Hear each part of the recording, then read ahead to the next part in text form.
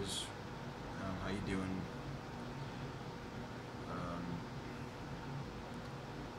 I'm not doing so well today, guys.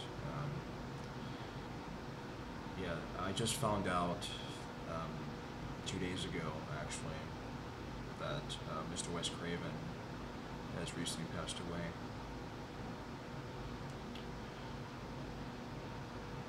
I mean, the king of horror himself, man. I mean, this is, I can't even wrap my mind around this.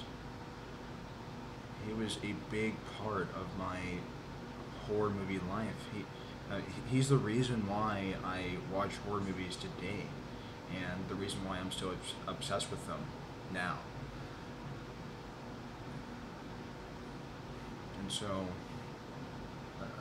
I'm sorry. I'm getting a little too too emotional right now. I'm very sorry. I apologize, but this is very horrific, guys. Very, very horrific. And I'm just so, so depressed.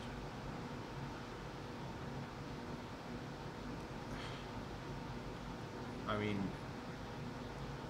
uh, this guy gave us two big horror movie franchises of all time: A Nightmare on Elm Street and Scream, the two greatest horror movie franchises of all time. And he's given us countless other great horror films. I mean, like Shocker, the People Under the Stairs, um, Red Eye, which I didn't even know Wes Craven directed. I really didn't even know until I mean, all these years.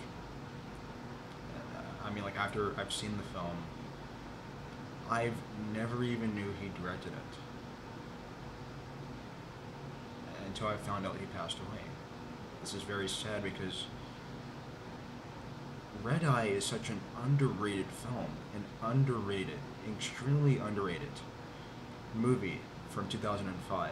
When it first came out, very few people saw it, and that upsets me because that was one of his last really, really good films. I mean, from the mid 2000s. Now, I mean, like I've seen countless of his other films that he's done. I love his work. He's incredible with filmmaking, especially when it comes to horror movies.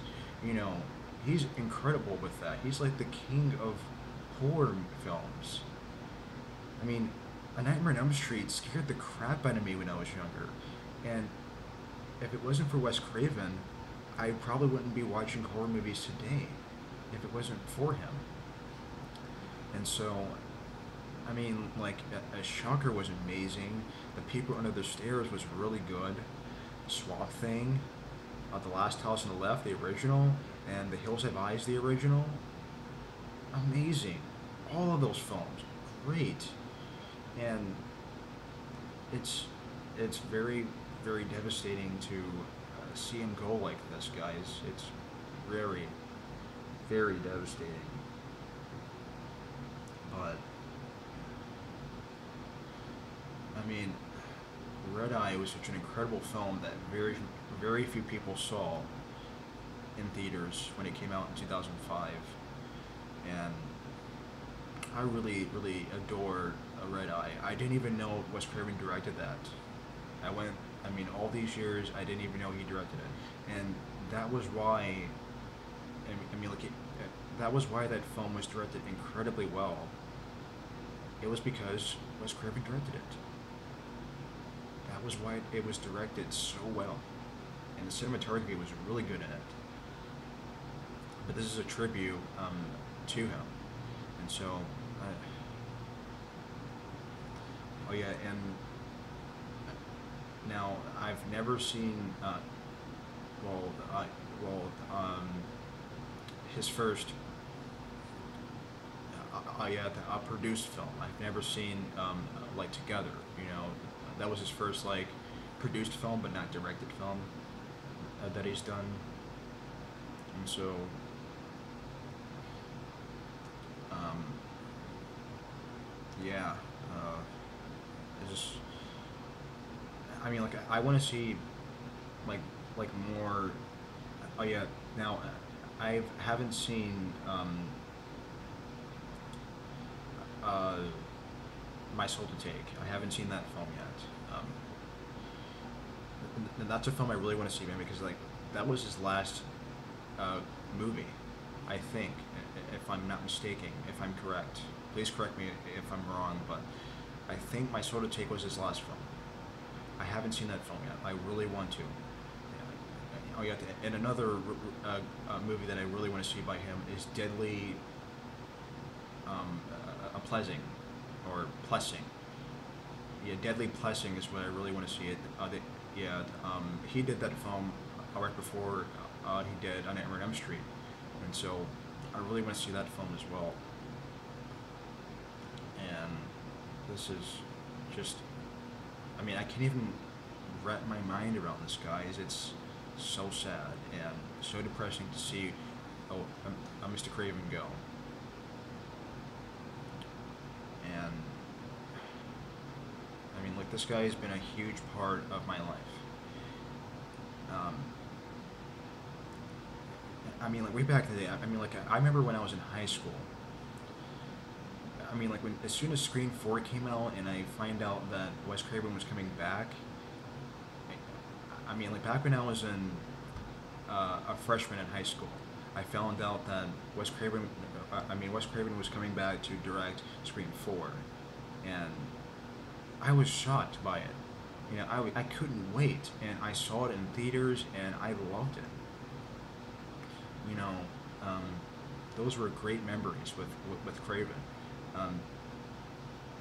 And there was a lot of people that didn't like Scream 4, and I don't know why. It wasn't supposed to be this scary movie. It was supposed to be, it wasn't supposed to be like this seriously scary movie. It wasn't supposed to be taken seriously. It was supposed to be like, just fun and enjoyable. And everyone just made it seem like it was supposed to be a very scary film, and I know it wasn't, but that wasn't the point. Wes Craven wasn't trying to make it like scary. He was just trying to poke fun at the horror genre. That's all he was doing, you know, and just poking fun at the remakes that keep constantly happening all the time. Yeah, that's all Craven was doing. He was just poking fun at the horror remakes that come out constantly, every single few years. Like, just recently, Poltergeist was remade. Like, that movie should have never been remade. I thought the original Poltergeist was fine. You know, I thought that was a classic, actually. And Poltergeist 2, I like too. I haven't seen 3, but, you know, just recently, that was remade. And, I mean, Wes Craven made a point that, you know, there's too many remakes, and he poked fun at that with Scream 4, you know, and yeah, and by the way, Scream 4 was, that was like the most violent one of the 4 films, but